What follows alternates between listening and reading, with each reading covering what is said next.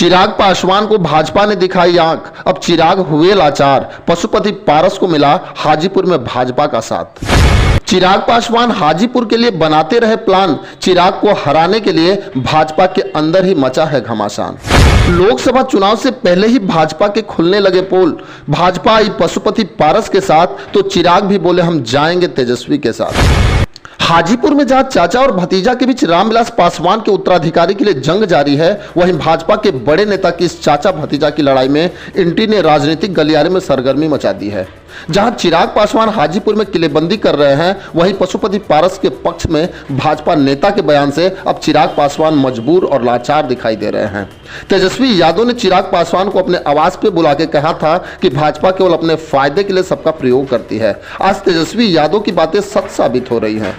आखिर भाजपा ने अपना असली रंग लोकसभा चुनाव से पहले ही दिखाना शुरू कर दिया। हम जानेंगे भाजपा का वो बड़ा नेता कौन है जो हाजीपुर में पशुपति पारस का समर्थन कर रहा है। उसके पहले ये जान लेते हैं कि आखिर अब चिराग पासवान हाजीपुर में क्या करेंगे। चिराग पासवान हाजीपुर में यह घोषणा कर चुके हैं कि उनकी मां रीना पासवान इस बार लोकसभा का चुनाव लड़ेंगे, लेकिन इस पर पशुपति पारस ने चिराग पासवान को चैलेंज भी दे दिया है, क्योंकि पशुपति पारस को यह पता था कि भाजपा के नेता उनके पक्ष में रहेंगे। भले ही नरेंद्र मोदी चिराग पासवान को एनडीए मीटिंग में पीठ थपथपा रहे थे, लेकिन चिराग पासवान उनके दोहरे नीति को समझ नहीं पा रहे थे, जिसका परिणाम अब हाजीपुर में दिखने लगा है। एक तरफ भाजपा के बड़े नेता मामले पे चुप्पी साधे हैं, वहीं अब भाजपा के भागलपुर जिले के पीरपैंती के विधायक ललन कुमार ने पशुपति पारस को रामविलास पासवान का असली उत्तराधिकारी बता दिया है। एक तरफ भाजपा कहते कि भाजपा के अंदर गुटबंदी नहीं होती, वहीं दूसरी तरफ भाजपा के खेमे में ही पशुपति पारस का असली नेता बताया जाने लगा है।